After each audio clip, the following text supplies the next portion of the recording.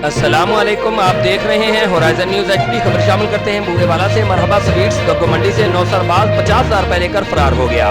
तफसीलात के मुताबिक बस्ती मोहम्मदपुरा गग्गो मंडी के रहायशी उमर रजा वल्द उमर दीन ने भारत शहीद चौक गग्गो मंडी में मरहबा स्वीट के नाम से दुकान बनाई, जहां एक नामालूम नौसरबाज दुकान पर आया, कैश काउंटर पर मौजूद बुजुर्ग को बातों में लगाया और रकम वाला डब्बा जिसमें 50,000 रुपए थे उठाकर होंडा 125 मोटरसाइकिल पर सवार होकर फरार हो गया।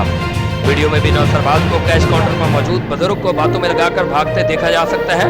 बेकरी मालिक ने थाना गग्गो मंडी को तहरीरी दरखास्त जमा करवा दी। पुलिस मसरूफ तफ्तीश है।